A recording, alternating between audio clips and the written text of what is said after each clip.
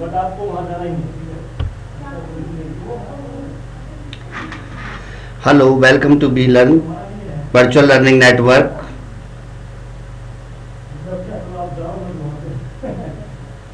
Virtual network में आपका स्वागत है।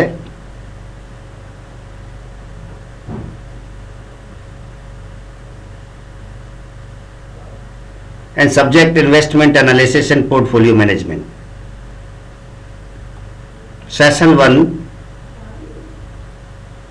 topic to be covered in this session: overview of the investment analysis। Investment analysis क्या होता है इसके बारे में बताएंगे आपको। फाइनेंशियल इन्वेस्टमेंट क्या होते हैं, कितने तरह के होते हैं। Then market and its characteristics, कहाँ पर हमें इन्वेस्टमेंट करना चाहिए, कौन से मार्केट सुटेबल होते हैं, मार्केट की विशेषताएं क्या होती हैं, सिक्योरिटीज क्या है, रिटर्न एंड रिस्क क्या होते हैं, क्या इनके बीच में रिलेशनशिप होता है, क्या रिटर्न और रिस्क दोनों जरूरी होते हैं। ये सब चीज़ें इस टॉपिक के अंदर कवर करते हैं। इन्वेस्टमेंट प्रोसेस क्या के अंदर क्या कैसे प्रोसेस किया जाता है, या इन्वेस्टमेंट की जो विधि होती है किस तरह से इन्वेस्टमेंट किया जाना चाहिए, वो सब आज सेशन के अंदर बताया जाएगा। बाइंग कॉमन स्टॉक्स क्या हैं, मार्जिन अकाउंट किसे बोलते हैं, और किस तरह से मार्जिन कैलकुलेट किया जाता है बाई एग्जाम्पल इस सेशन में आपको बताया जाएगा। इसके बाद शॉर्ट सेल क्या होती है और शॉर्ट सेल कैसे कैलकुलेट करते हैं, ये सब आपके टॉपिक्स होंगे। And overview, real investment and financial investment are linked. कैसे लिंक्ड होते हैं रियल इन्वेस्टमेंट और financial investment. The share issue of a firm finances the purchase of capital, the commitment to a mortgage finance, the purchase of property, borrowing for any types of loan, lending of money,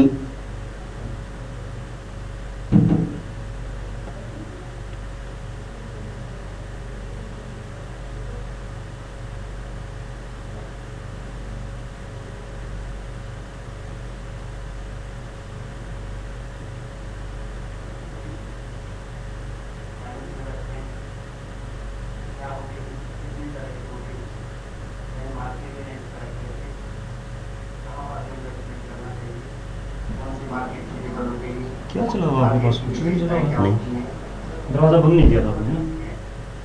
बनने तो था कितना पे, आवाज आ रही है।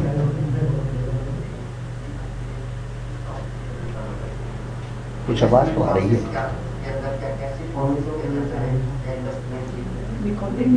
फिर से नहीं हो गया तो फैन की आवाज।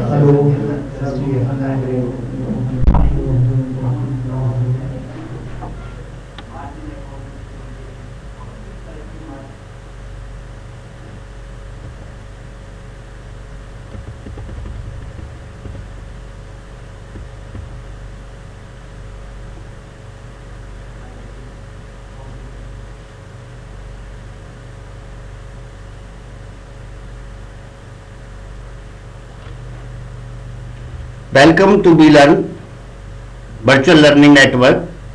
वर्चुअल लर्निंग नेटवर्क में आपका स्वागत है।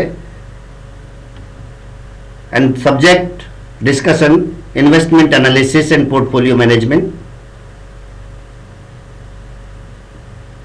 Session number 1, topic to be covered in this session: overview of investment. Investment क्या होता है, क्यों किया जाना चाहिए, फाइनेंशियल इन्वेस्टमेंट क्या होते हैं, मार्केट्स जहां पर आपको इन्वेस्टमेंट करना होता है वो मार्केट्स कौन कौन से हैं, क्या उनकी विशेषताएं होती हैं, सिक्योरिटीज किसे कहते हैं, रिटर्न और रिस्क क्या होते हैं, क्या ये जरूरी होते हैं किसी भी इन्वेस्टमेंट के लिए, या इनके बीच में क्या संबंध होता है, इन्वेस्टमेंट प्रोसेस किस तरह से किया जाना चाहिए, बाइंग कॉमन स्टॉक क्या होते हैं, मार्जिन अकाउंट क्या होता है, कैसे इसे कैलकुलेट करेंगे, ये विद एग्जांपल आपको समझाया जाएगा इस टॉपिक के अंदर। शॉर्ट सेल्स क्या होती है, क्यों होती है, ये सब reason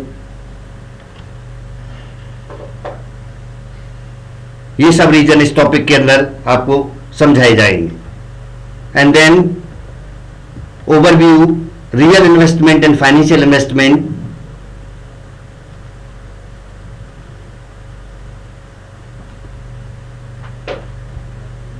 Real investment and financial investment are linked. The share issued of a firm finance the purchase of capital, the commitment to a mortgage finance the purchase of property or borrowing, lending. ये सभी चीजें आपके investment के अंदर आती हैं. Financial investment can provide finance for real investment decision. Financial investment can guide real investment decision. एक जगह आपको प्रोवाइड करता है तो दूसरी जगह गाइड करता है कि किस तरह से रियल लाइफ में फाइनेंशियल इन्वेस्टमेंट करना चाहिए, कैसे डिसीजन लेना चाहिए. There are numbers component to financial investment. Financial investment में कौन कौन सी चीजें होती हैं जो पार्टिसिपेट करती हैं. सबसे पहले मार्केट. देखिए, बिना मार्केट के कोई भी फाइनेंशियल इन्वेस्टमेंट पॉसिबल नहीं हो सकता. Market where assets are bought and sold, जहां पर एसेट्स को खरीदा जाता है, बेचा जाता है, सेलर्स एंड बायर्स अवेलेबल हैं जिस प्लेस पर, वही आपका मार्केट होता है. And the forms of trade, और वो जो है लगातार कंटिन्यू बेसिस पर होने चाहिए. ये नहीं है कि एक दिन अगर हमने खरीद लिया एसेट्स और उसके बाद उस प्लेस पर कभी नहीं खरीदा, तो that is not a market. Market is only the place where the continuous trade take place. लगातार ट्रेड होनी चाहिए. Then security, the kinds of security available, their return and risks. Then another terms is available in financial investment process. The most important term investment process. कैसे किया जाए? अगर investment process wrong होता है तो रिस्क के चांस भी हो सकते हैं. The decision about which securities and how much of each assets, how much of each portfolio is to be making. Then financial theory, the factors that determine the reward from investment and the risk. Financial theories क्या है? There are so many theories given by the scholars for the purpose of investment. बहुत सारे scholars ने अपने अपने views दिए हैं कि हमें किस तरह से रिस्क को मिनिमाइज करके, रिस्क को हम किस तरह मिनिमाइज कर सकते हैं, इन्वेस्टमेंट कैसे किया जाना चाहिए, हायर रिटर्न इन्वेस्टमेंट पर किस तरह से आएगी. और बहुत सारे लोगों ने यह भी बताया कि जहां पर रिस्क होती है रिटर्न उतना ही ज्यादा होता है. Then market. Market is a place, एक ऐसा स्थान होता है जहां पर सेलर और बायर अवेलेबल होते हैं, ट्रेड करते हैं, लेकिन लगातार ट्रेड करते हैं, एवरीडे ट्रेड होती है, वो प्लेस आपका मार्केट कहलाता है. A market is any organize system for connecting buyers and sellers. अब ये जरूरी नहीं है कि मार्केट ऑर्गेनाइज्ड हो, मार्केट अनऑर्गेनाइज्ड भी हो सकता है.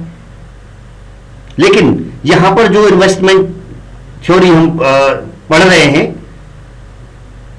यहां ऑर्गेनाइज्ड मार्केट की हम बात करेंगे, उसके बाद अनऑर्गेनाइज्ड मार्केट की बात करेंगे. देखिए, ऑर्गेनाइज्ड वर्ड जहां पर यूज किया जाता है तो वो क्या है? टाइम के अकॉर्डिंग भी हम ऑर्गेनाइज होते हैं, सिस्टम के अकॉर्डिंग भी ऑर्गेनाइज होते हैं. जैसे अगर हम सिक्योरिटी मार्केट की बात करते हैं, एनएससी बीएससी की बात करते हैं, तो they are opening in certain time and closing on certain time. एक निश्चित समय होता है उनके ओपन होने का, एक निश्चित समय होता है क्लोज होने का.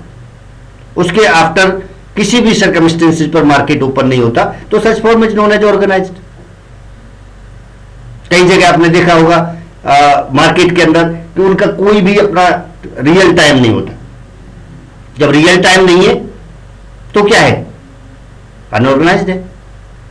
कस्टमर आएगा, देखा कि क्लोज पड़ा है, चला जाएगा. उसे पता ही नहीं है कि कब मार्केट ओपन होता है, कब मार्केट क्लोज होता है. तो there are many security market. Markets में have a physical location. Market की जो है फिजिकल लोकेशन भी हो सकती है. जैसे मैंने अभी आपको एग्जांपल समझाया, NSC BSC, Mumbai stock exchange या नेशनल स्टॉक एक्सचेंज, इनकी एक स्पेशल लोकेशन है. They are situated any particular place. इसी तरह से Another example is also given here, like the New York Stock Exchange, the largest stock exchange. New York क्या होता है? That is the place. New York stock exchange New York city के अंदर establish है, इसलिए इसका नाम न्यूयॉर्क स्टॉक एक्सचेंज रख दिया है. और exist only as computer network. ऐसा भी हो सकता है कि केवल कंप्यूटर नेटवर्क पर ही अवेलेबल हो, तो वो आपका लंदन स्टॉक एक्सचेंज इसका एक बेस्ट एग्जांपल होता है. Market vary in the securities that are traded and in the way securities are traded. Market vary in the securities. Market जो है सिक्योरिटी में वेरी करता है और सिक्योरिटी मार्केट में वेरी करती है कि कभी ज्यादा हो जाता है, कभी कम हो जाता है. And now characteristics of the market. There are number of ways to classify the markets like primary and secondary market. Primary market are security market where new issues of securities are traded. जहां पर नए share issue किए जाते हैं, first time share issue किए जाते हैं, वो आपका प्राइमरी मार्केट होता है. The best example of primary market is IPO issued by the company. And IPO क्या है? Initial public offer. That means first time जब कोई भी ऑर्गेनाइजेशन, कोई भी कंपनी पब्लिक को ऑफर करती है शेयर परचेज करने के लिए, तो वो आपका प्राइमरी मार्केट होता है. Secondary market is a market where securities are resold. Secondary market कौन सा होता है? जहां पर सिक्योरिटी बार बार बिकती है, बार बार सेल होती है, बार बार खरीदी जाती है. कभी कोई मालिक होता है, कभी कोई ओनर होता है, तो वो आपका सेकेंडरी मार्केट है. और सेकेंडरी मार्केट जो है स्टॉक एक्सचेंज या ऑर्गेनाइज्ड एक्सचेंज के थ्रू किया जाता है. The London Stock Exchange is a secondary market. Mumbai Stock Exchange is a secondary market. National Stock Exchange is also secondary market. There are so many examples of such kind of market. But primary market is not traded through the stock exchange. किसी भी stock exchange के through आप primary market cell purchase नहीं कर सकते, क्योंकि वो तो पब्लिक से लिया जाता है. Through the either through the underwriters. कई बार हम अंडरराइटर्स के थ्रू भी लेते हैं, किसी बैंक के थ्रू भी लेते हैं, मर्चेंट बैंकर्स भी हम सेलेक्ट कर सकते हैं. तो इस तरह से प्राइमरी मार्केट की ट्रेड की जाती है. Most activity on stock exchange is in the secondary market. Stock exchange की जो एक्टिविटीज हैं सेकेंडरी मार्केट में होती है सारी. उसके बाद trade on the primary market raise capital for firm. Trade on secondary market do not arise additional capital for the firm. Secondary market से आप एडिशनल कैपिटल अराइज नहीं कर सकते. क्यों नहीं कर सकते? क्योंकि there is no link of the company. Company क्या करती है? लिस्टेड करा देती है अपने शेयर्स को स्टॉक एक्सचेंज के अंदर. उसके बाद इन्वेस्टर्स एंड बायर्स जो हैं वहां आते हैं और as per the suitable rate वो एक दूसरे के शेयर को ट्रेड करते रहते हैं, और वहीं पर जो है उनको प्रॉफिट और लॉस होता रहता है. तो कंपनी को उससे कंपनी का कोई लेना देना नहीं होता. The secondary market is still important, लेकिन फिर भी सेकेंडरी मार्केट इंपॉर्टेंट होता है. क्यों होता है? It gives liquidity to primary issues. Primary issues के लिए लिक्विडिटी देता है. New securities would have a lower value if they could not be subsequently traded. अगर उसको जो है दोबारा से नहीं बेचा जाता है तो उसकी वैल्यू वेरी लोअर होती है, क्योंकि शेयर जो इश्यू किए जाते हैं, जब भी ओपन मार्केट या प्राइमरी मार्केट के अंदर शेयर इश्यू किए जाते हैं, तो हम तीन तरह से शेयर इश्यू करते हैं. एक होता है डिस्काउंट. हम डिस्काउंट पर भी शेयर इश्यू करते हैं, यानी पार वैल्यू से कम में. एक होता है एट पार और एक होता है at premium.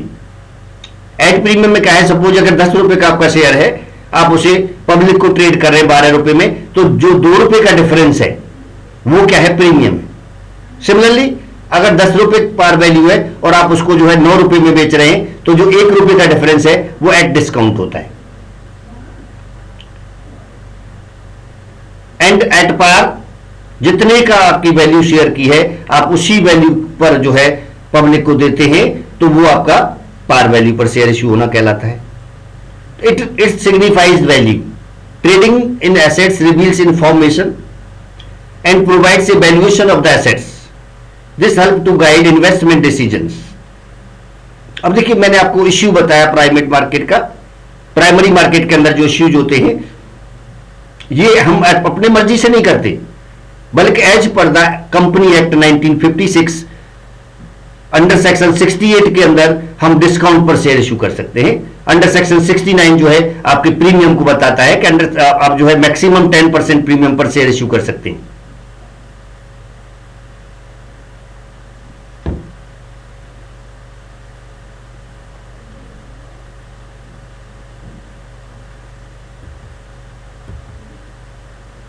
Second way to classify market is the times of trading.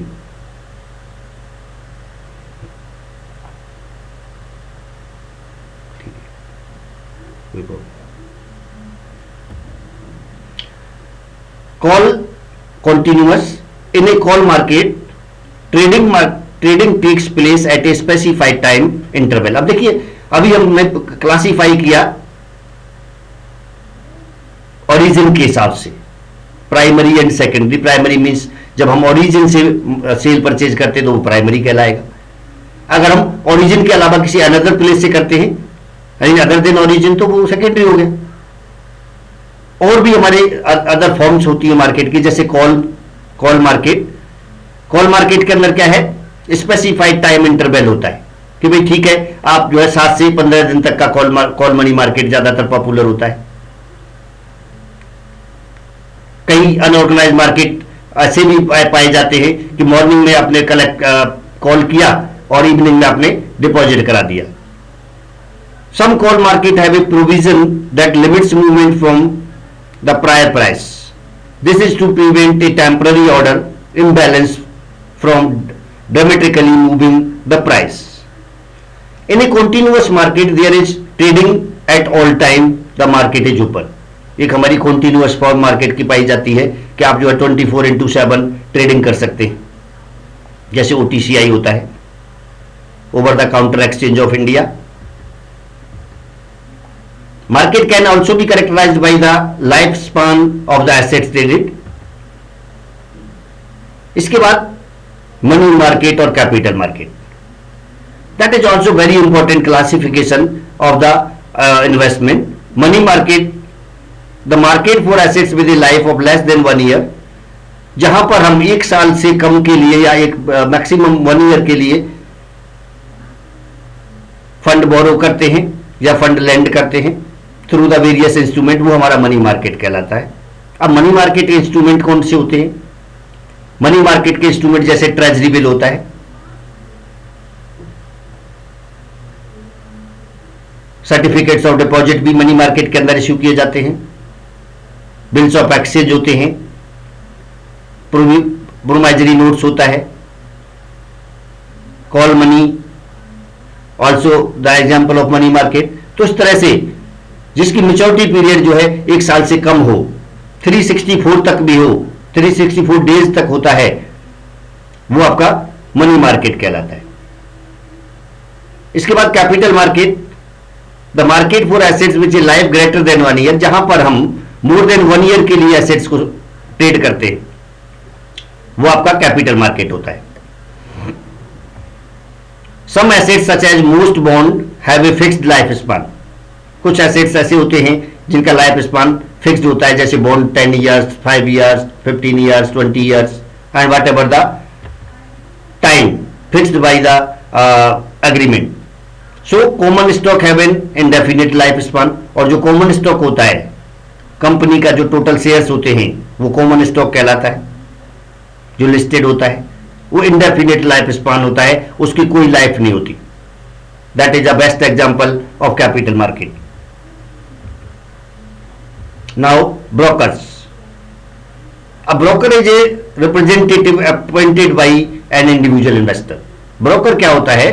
Broker एक मिडलमैन होता है जो इन्वेस्टर के द्वारा अपॉइंट किया जाता है फॉर डीलिंग द ट्रेड को डील करने के लिए, और वो जो है कमीशन बेसिस पर डील करता है, यानी बायर और सेलर को आपस में मिलाता है, उनके एग्रीमेंट को नेगोशिएट कराता है, वो आपका ब्रोकर कहलाता है। Brokers have 2 conflicting role and adviser. Broker adviser भी हो सकता है। A broker can offer investment advice and information. क्योंकि इंफॉर्मेशन वो मार्केट में बैठा होता है, उसे सारी इंफॉर्मेशन होती है, किस पर्टिकुलर सिक्योरिटी का कितना रेट है, डाउन के क्या चांस हैं, क्योंकि उसे एक्सपीरियंस हो जाता है इन्वेस्टमेंट कराते कराते। तो इसलिए वो जो है एक एडवाइजर का काम भी कर सकता है, अ सेल पर्सन। और दूसरा जो उसका रोल होता है वो सेल्स पर्सन होता है। सेल्स पर्सन मीन्स उसे सेल करना है, चाहे जो भी हो। तो brokers are rewarded through commission and have an incentive to encourage trade, क्योंकि उसको जब कमीशन मिलता है तो वो ये सोचता है कि ज्यादा से ज्यादा ट्रेड की जाए ताकि ज्यादा से ज्यादा कमीशन अर्न किया जा सके। तो ये उसकी सेल्स पर्सन की भूमिका होती है। A full service broker is a brokerage house that can offer full range of services including investment advice and portfolio management. कुछ हमारे यहाँ इस तरह की भी संस्थाएं पाई जाती हैं जो फुल सर्विस ब्रोकर्स का काम करते हैं। जितनी भी investment companies like mutual fund है, म्यूचुअल फंड जो है फुल सर्विस ब्रोकर का काम करता है। उसका काम आपसे पैसे लेकर के इन्वेस्टमेंट करना और प्रॉफिटेबल इन्वेस्टमेंट करना होता है। वो एनएबी के थ्रू जो है ऐसा करता है।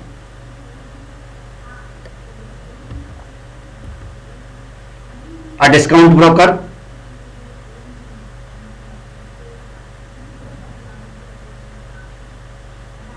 a discount broker offers a restricted range of services at a lower price.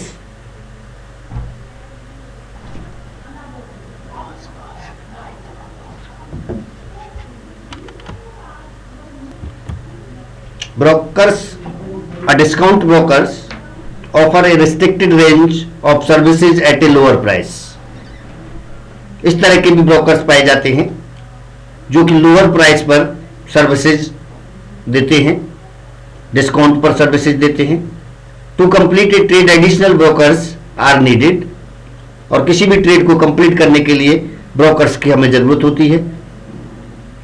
कुछ फ्लोर ब्रोकर्स भी होते हैं। Floor brokers is located on the floor of the exchange, stock exchange के फ्लोर वाइज ब्रोकर्स बैठे हुए होते हैं and does the actual buying and selling, और वहां पर जो है एक्चुअल बाइंग और सेलिंग कराते रहते हैं। A specialist ensures that trade happens by holding an inventory of stock and posting prices.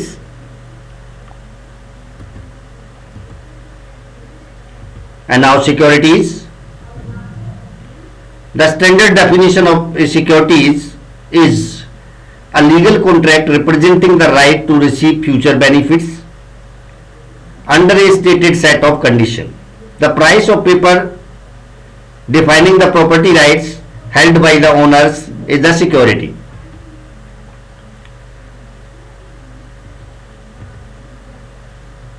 Money market security, short-term debt instruments sold by government, financial institution and corporation is known as money market security. जैसे short term instrument government के लिए दिया जाता है, treasury bill is a best example of short term instrument to the government to government. ये आपका 4 तरह का होता है। 14 डेज ट्रेजरी बिल होता है, 92 डेज ट्रेजरी बिल होता है, 91 डेज ट्रेजरी बिल होता है, 182 डेज ट्रेजरी बिल होता है, और जो चौथा जो होता है वो 364 डेज का ट्रेजरी बिल गवर्नमेंट ऑर्गेनाइजेशन से गवर्नमेंट ऑर्गेनाइजेशन को इश्यू किया जाता है। They have maturity with issued of 1 year और लेस, और इनकी जो मैच्योरिटी पीरियड मैंने आपको पहले ही बताया था कि 1 ईयर से कम होती है। दैट मीन्स आप 364 डेज तक इस तरह के इंस्ट्रूमेंट को इश्यू कर सकते हैं। The minimum size of transaction is typically large, usually exceeding ₹1 lakh. इसका जो साइज होता है कम से कम 1 लाख रुपए होना चाहिए, और कई मनी मार्केट इंस्ट्रूमेंट जो होते हैं वो मल्टीपल होते हैं। मल्टीपल मींस जैसे 10,000 ही आप ऐड कर पाएंगे। जैसे सपोज 1 लाख का अगर आपका मिनिमम वैल्यू है तो 1,10,000, 1,20,000, 1,30,000 एंड सो ऑन। इस तरह से आप जो है इशू कर सकते हैं। आप इस तरह से इशू नहीं कर सकते कि 1,01,000 ले लें या 1,05,000 ले लें, नो, इस तरह से वो अलाउड नहीं होता।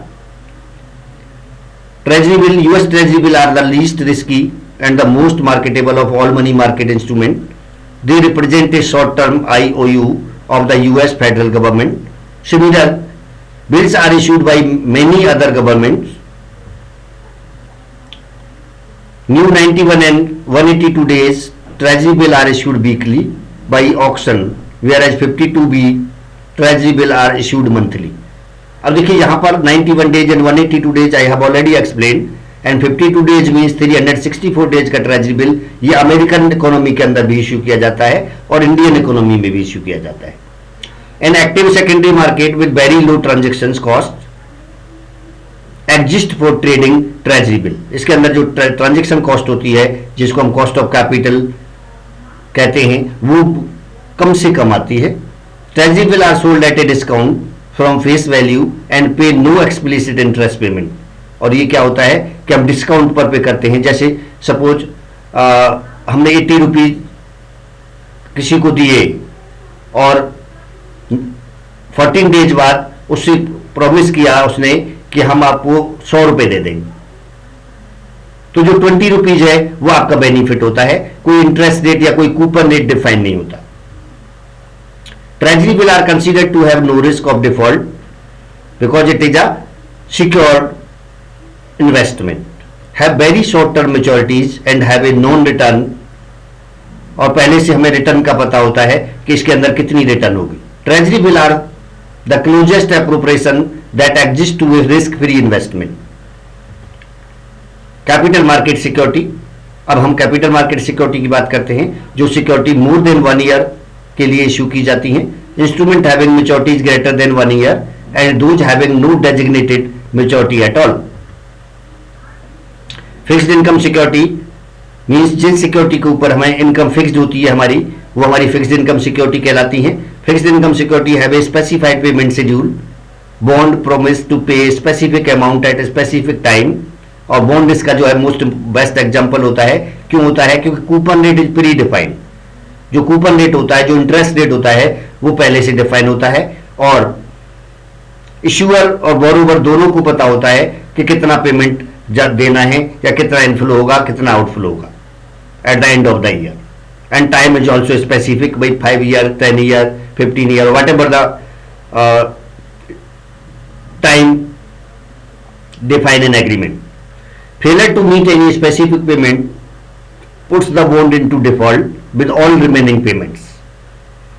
The creditor can put the defaulter into bankruptcy. ये इसकी characteristics है. इसके बाद fixed income security differ from each other is promised return for several reasons. The maturity of the bonds, the credit worthiness of the issuer, the taxable status of the bond, ये सब चीजें इसके अंदर आती हैं. क्या है? मेच्योरिटी जो है फिक्स्ड होती है, क्रेडिट वर्थनेस इश्यूअर की फिक्स्ड होती है, तभी हम इश्यू कर सकते हैं. टैक्सेबल स्टेटस बॉन्ड का जो है वो दैट इज आल्सो फिक्स्ड. एक चीज मैं आपको बता दूं कि अगर इंडिया में जो है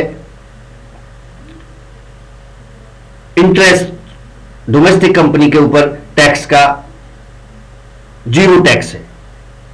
अगर फॉरेन कंपनी से आपको बॉन्ड इंटरेस्ट मिलता है तो उस पर टैक्स चार्ज किया जाता है. Income and capital gain are take tax differently in many countries. Bond are designed to exploit these differences. Treasury notes and bonds. The government issued fixed income security over a broad range of the maturity spectrum. Both notes and bonds pay interest twice a year and repay principal on the maturity date.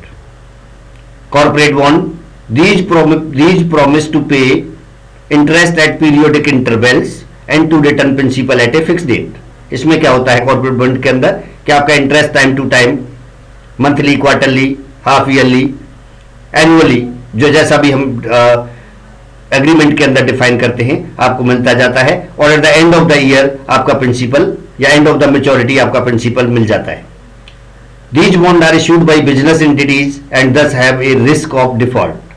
लेकिन इसके अंदर एक problem आती है कि default की risk इसके अंदर हमेशा बनी रहती है कि एट लास्ट प्रिंसिपल मिलेगा या नहीं मिलेगा. कॉमन स्टॉक और शेयर्स और इक्विटी, जो स्टॉक जिसके अंदर शेयर्स या इक्विटी शेयर्स जिसके अंदर होते हैं, वो आपका कॉमन स्टॉक होता है। Common stock represent an ownership claim on the earning and assets of a corporation. After holders of the debt claim are paid, the management of the company can either pay out the remaining earning to stock holding in the form of dividends or reinvest part or all of the earning. The holders of common stock has limited liability. The most they can lose in the value of the shares. And our derivative instrument. Derivative instrument are securities whose value derived from the value of an underlying security or basket of the security. अब देखिए ये जो है हमारे derivative instrument की अगर हम बात करते हैं तो इनकी वैल्यू ड्राइव्स होती है। ड्राइव्स का मतलब होता है कि एक सिक्योरिटी दूसरी सिक्योरिटी की वैल्यू को कम या ज्यादा करे। The instrument are also known as contingent claim since their values are contingent on the performance of underlying assets. इनको कंटिंजेंट क्यों कहते हैं? क्योंकि ये फ्यूचरिस्टिक होते हैं, आपको पता नहीं होता कि कितना अमाउंट हमारा कम या ज्यादा होगा। क्यों? क्योंकि ये जो है हम फ्यूचर डेट में पेमेंट लेने या देने की बात करते हैं और फ्यूचर अनसर्टेन होता है। The most common contingent claim are options and futures, और इसमें जो सबसे ज्यादा कंटिंजेंट होते हैं वो ऑप्शंस और फ्यूचर्स होते हैं। ऑप्शंस आपके दो तरह के होते हैं, एक कॉल ऑप्शन होता है, एक पुट ऑप्शन होता है। जब आप सेल अपने अंडरलाइंग एसेट्स को करते हैं तो उसको हम पुट ऑप्शन कहते हैं, और जब आप अंडरलाइंग एसेट्स परचेज करते हैं तो वो कॉल ऑप्शन होता है। इसी तरह से जो फ्यूचर्स होता है उसमें हमें एक्सचेंज से लॉस या प्रॉफिट होता है, और एक्सचेंज आप जानते हैं कि ट्रेडिंग के अंदर डिमांड एंड सप्लाई के कारण आपका एक्सचेंज अप एंड डाउन होता रहता है, तो इसकी वजह से ये भी आपका कंटिंजेंट बना हुआ होता है। An option on A security gives the holder the right to either buy a call option or sell a put option a particular assets at a future date or during a particular period of time for a specified price. A future is the obligation to buy or sell a particular security or bundle of securities at a particular time for a stated price. A future is simply a delayed purchase or sale of security. The corporation can issue contingent claim. Corporate issued contingent claim include rights and warrants, which allow the holder to purchase common stocks from the corporation at a set price for a particular period of time. Indirect investment, the purchase of shares of an investment portfolio. A mutual fund hold a portfolio of securities usually in line with the stated policy objectives. Unit trust invest deposits, fund in bonds or equities. Size is determined by inflow of the fund. जैसा मैंने आपको बताया था कि ये इस तरह के इन्वेस्टर्स होते हैं जो आपके भी यहाँ पर इन्वेस्टमेंट करते हैं। Investment trust issues a certain fixed sum of stock to raise capital. This fixed capital is then managed by the trust. The initial investor purchase share which are then traded on the stock market. पहले जो initial investment है share purchase करेगा, और उसके बाद में investment trust क्या करता है, उनको ट्रेड करता रहता है, उससे आपको इनकम जनरेट होती है। Hedge fund actively manage deposit in excess of ₹1 lakh, trade in all financial market including derivatives. And now returns, initial value of investment and final value of investment, इन दोनों से हम जो है रिटर्न निकालते हैं। Return is as a percentage. It is denoted by small letter r, which equal to V1 minus V0. That means current value minus initial value divided by initial value multiply by 100. यानी change of the investment हम ऐसे भी कह सकते हैं, R equal to change of investment divided by initial value of the investment multiply by 100. We can discuss the formula of return. End of period wealth minus beginning of period wealth divided by beginning of period wealth.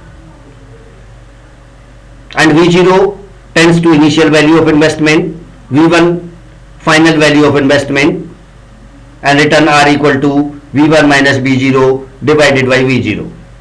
And as percentage, it can be calculated V1 minus V0 divided by V0 multiplied by 100.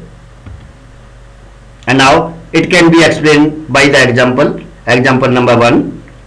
An initial investment of rupees 10,000 is made. 1 year later, the value of the investment has risen to rupees 12,500. The return on the investment is 12,500 minus 10,000, which equal to 2,500.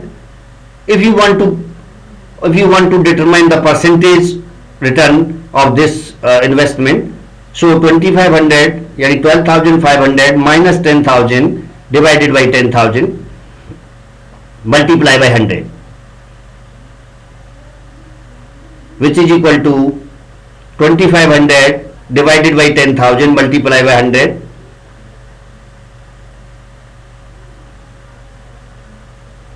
equal to 25%. Example 2. An investment initially cost rupees 5,000. 3 months later, the investment is sold for rupees 6,000. The return on the investment per 3 months is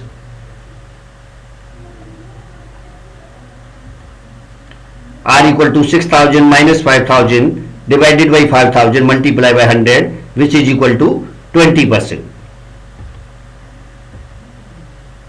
The risk inherent in holding a security is the variability or the uncertainty of its return. Factors that affect risk are, अब ऐसे कौन से factor है जो risk को effect करते हैं? Number 1 होता है मैच्योरिटी. और मैच्योरिटी क्या है? Maturity is the period where the underlying assets is realized. Underlying factors have more chance to change over a longer horizon. Maturity value of security may be eroded by inflation or currency fluctuations. Increased chance of the issuers defaulting the longer is the time horizon. Second, credit worthiness. The government of the US, UK and other developed countries are all judged as safe since they have no history of default in the payment of their liability. Some other countries have defaulted in the recent past. Corporations vary even more in their credit worthiness. Some are so lacking in credit worthiness that an active junk bond market exists for high return, high risk corporate bonds that are judged very linked to default. The third cause is a priority. Bondholders have the first claim on the assets of a liquidated firm. Bondholders are also able to put the corporation into bankruptcy if it default on payment. And number 4, liquidity. Liquidity relates to how easy it is to sell an assets. The existence of a highly developed and active secondary market raises liquidity. A securities risk is raised if it is lacking liquidity. And number 5, underlying activities. The economic activities of the issuer of the securities can affect how risky it is. Stock in small firm and in firm operating in high technology sectors are on average more risky than those of large firm in traditional sector. The greater the risk of security, the higher is expected return. Return is the compensation that has to be paid to induce investors to accept risk. अब यहां पर देखिए, risk बिना return के, without return कोई भी investment नहीं करना चाहता. हम इन्वेस्टमेंट क्यों करते हैं? क्योंकि we want to earning high amount of return. और जितनी रिटर्न होती है, रिस्क की भी वेरिएबिलिटी उतनी ही होती है. Success in investing is about balancing risk and return to achieve an optimal combination. The risk always remains because of unpredictable variability in the returns on assets. A description of the processes. Number 1, set investment policy. सबसे पहले हमें policies को बनाना है, process बनाने के लिए. और policies में जो पहला पॉइंट होता है, ऑब्जेक्टिव्स होता है कि आपका उद्देश्य क्या है. Second, what is the amount. Amount कितना लगाना चाहते हैं और किस तरह के एसेट्स की आपको चॉइस है. These are 3 options in set investment policy. Then conduct security और एनालिसिस. और उसके बाद हम सिक्योरिटी एनालिसिस करते हैं. और सिक्योरिटी एनालिसिस में हम क्या करते हैं? Examine securities, that means identify those which are mispriced. उसके बाद यूज, हम यूज क्या करते हैं मेजरमेंट करने के लिए, प्रोसेस करने के लिए हम दो तरह के एनालिसिस यूज करते हैं। पहले technical analysis, the examination of past prices for trend. देखिए टेक्निकल एनालिसिस में क्या होता है, डायग्रामेटिकल प्रेजेंटेशन होता है, either monthly, day by day और एवरी सेकंड। तो एक चार्टिंग फॉर्म हम देखते हैं कि चार्ट कब डाउन हुआ, क्यों हुआ, उसके कॉजेज क्या थे, क्या उस तरह की सिचुएशन टुडे आज है जब हम इन्वेस्टमेंट कर रहे हैं। तो इस तरह से हम एक डिसीजन लेते हैं। एंड सेकंड जो होता है वो फंडामेंटल एनालिसिस होता है। इसके अंदर हम क्वांटिटेटिव एनालिसिस करते हैं, true value based on future expected return होता है कि इस मंथ में कितना परसेंट, कितनी क्वांटिटी में कोई भी पर्टिकुलर इन्वेस्टमेंट जो है बढ़ा है या कम हुआ है। थर्ड वन पोर्टफोलियो कंस्ट्रक्शन, उसके बाद हम पोर्टफोलियो बनाते हैं। और पोर्टफोलियो के लिए क्या करना होता है, हमें पहले आइडेंटिफाई एसेट्स का, how many assets we want to purchase, हम किस किस एसेट्स को परचेज करना चाहते हैं, कहां कहां हम इन्वेस्टमेंट करना चाहते हैं। उसके बाद चूज एक्सटेंट ऑफ डाइवर्सिफिकेशन, और उसके बाद एक बड़ा सा डाइवर्सिफिकेशन चूज करना होता है जहां पर ज्यादा से ज्यादा हमें रिटर्न की पॉसिबिलिटी नजर आती है। पोर्टफोलियो वैल्यूएशन, उसके बाद पोर्टफोलियो वैल्यूएशन होता है assess the performance of portfolio, कि जो आपने पोर्टफोलियो थर्ड में चुना, जो कंस्ट्रक्शन किया पॉइंट थर्ड के अंदर, उनकी परफॉर्मेंस क्या रहेगी, उसके लिए हम वैल्यूएशन करते हैं। और इस वैल्यूएशन के लिए बहुत सारी टेक्निक्स हम फाइनेंशियल मैनेजमेंट के अंदर, इन्वेस्ट सिक्योरिटी एनालिसिस के अंदर आगे एक्सप्लेन करेंगे। फिफ्थ पोर्टफोलियो रिवीजन, और जब सब कुछ बन जाता है तो ये 4 स्टेप्स जो हैं, ये इसको हम 5वें स्टेप के अंदर रिपीट करते हैं। Then buying common stock, open an account with the brokerage and specific name of the firm, buy or sell, size of order, how long until order is cancelled, types of order। अब time limit क्या होती है, this is the time within which the broker should attempt to fill the order, day order filled during the day it is entered or else cancelled, open order or good till cancelled remains in effect until filed or cancelled, कि जब तक आप file करते हैं या cancel करते हैं तब तक क्या इफेक्ट हुआ। Fill or kill, cancelled if not executed immediately, अगर तुरंत ही आपका एग्जीक्यूट नहीं होता है तो हम क्या कर देते हैं, उसे कैंसिल कर देते हैं। इस तरह का जो है हमारा फिल और किल कहलाता है। Discriminatory order left to broker, कि हम ब्रोकर के ऊपर छोड़ दिया।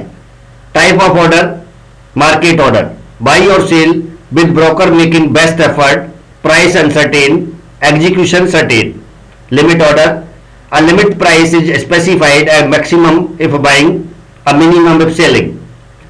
execution uncertain और price certain, कुछ इस तरह की टर्मिनोलॉजी हम इस लिमिट ऑफ ऑर्डर के अंदर यूज करते हैं कि जब हम खरीदना चाहते हैं तो मैक्सिमम, कि इससे ज्यादा नहीं खरीदेंगे, हमारी मैक्सिमम लिमिट ये है, अगर इसमें मिलता है तो हम लेंगे। और जब हम सेल करते हैं तो हम कह देते हैं मिनिमम 100 रुपीज का होना चाहिए, या मिनिमम 2000 हम बेच सकते हैं, इससे ज्यादा मिलेगा तो बेचेंगे, कम में नहीं बेचेंगे। तो that is the limits. Types of order, stop order, a stop price is specified, sell if price fell below the stop price, a stop loss is used to lock in profits, buy if price raise above the stop price, execution is certain if stop price passed, price is uncertain। Stop limit order, a minimum price is placed below the stop price for a sale or a maximum price is placed above the stop price for a buy। Price is certain within a range, execution is uncertain। And now margin account, a margin account with a broker allow for limited borrowing to purchase assets। A margin account need a hypothecation agreement, broker can place security as collateral। Number 2, broker can lend the securities to others। For A and B, share are held in street name, owned legally by brokerage, dividends, voting rights, reports go to investor। And margin purchase, borrow money from brokers to invest, the cost of borrowing is interest plus a service charge। Initial margin requirement, the minimum percentage of investment from investors own fund equal to actual margin, और actual margin equal to market value of assets minus loan taken divided by market value of assets. A margin account is market to market at the end of each trading day, a daily calculation of actual margin. A margin account is subject to a maintenance margin requirement, the minimum acceptable value of actual margin. If actual margin less than maintenance margin, then a margin called is issued. The investor is obliged to add cash or securities to the margin account. Buying on the margin raises return. Example, let purchase price of a security be rupees 50, let price of security now be rupees 65, assume 100 units were purchased and no dividend were paid. Return on cash purchase equal to 65 minus 50 divided by 50, which is equal to 30%. Return on margin purchase, total cost 50 multiply 100, 5,000, interest rate 11%, so initial margin 60%, so loan 2,000, and margin return 65 minus 50 multiply 100 divided by 5,000 minus 2,000 multiply 0.11 divided by 0.6, which is equal to 42.7%. Cash return 40 minus 50 divided by 50 equal to negative 20%. Margin return 40 minus 50 multiply 100 minus 2000 multiply 0.11 divided by 5000 into 0.6, which is equal to 40.77%. Hence, buying on the margin also magnifies losses. Conclusion, use margin when belief is that price will raise. Short sale. A short sale is the sale of security you do not own. This is achieved by borrowing share certificate from someone else. The borrowing process is arranged by a broker to allow share to be borrowed. The brokers either uses shares held in street name, borrows from another brokers, and brokers like provides margin, short seller A, lend stock initial owner B, pays price buyer C, receives stock and told C on stock firm. Brokers cash for dividends, short seller A, broker dividends for report voting right initial owner B, then buyer C and firm reports dividend. Margin, there is a risk involved, so shorter seller A must make an initial margin advance to the broker. The broker then calculates the margin each day. Short sales should be used when prices are expected to fall. And now, do it yourself. Explain the concept of risk and return and what is the process of investment process. Explain margin account, and thank you for session number 1.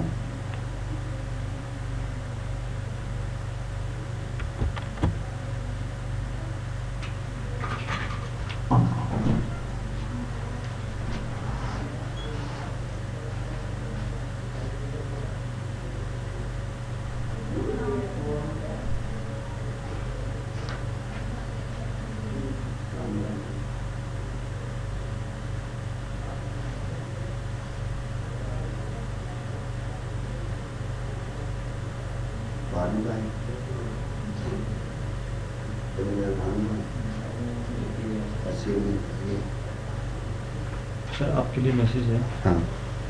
कि ना